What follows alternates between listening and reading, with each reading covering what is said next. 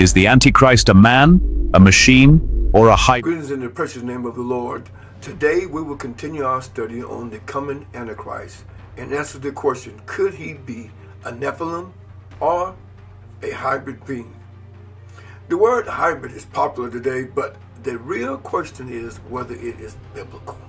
Many theories suggest the Antichrist may be a Nephilim or genetically altered being drawn from the mysterious account that happened in Genesis 6.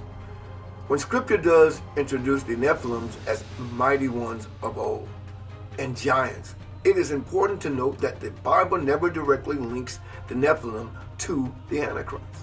Therefore, any serious study must begin with what scripture actually says, not what speculation assumes and come up with all types of conjecture.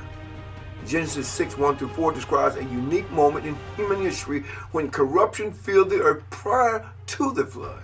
Some extraordinary things happened that should have happened, and God dealt with them.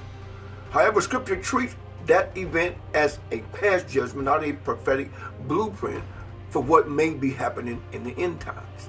Conjecture. Stay away from it. When the Bible speaks of the Antichrist specifically, it does not emphasize altered genetics or ancient bloodlines. Now, this could be true, but we got to stick with the storyline.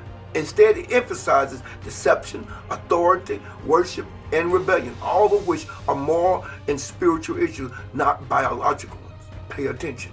The Apostle Paul provides a clear framework when he writes of the Antichrist, whose coming is after the working of Satan with all power and signs and lying wonders.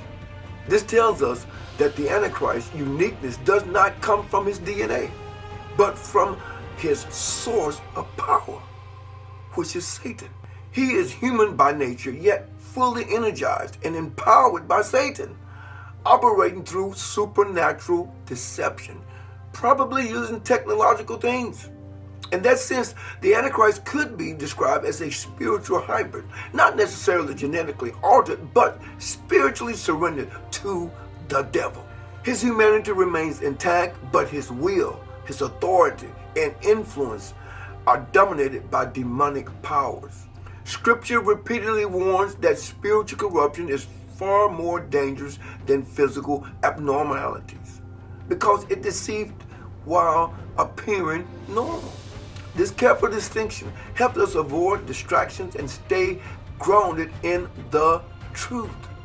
Yet another modern day theory continues to circulate, especially in a technologically driven world.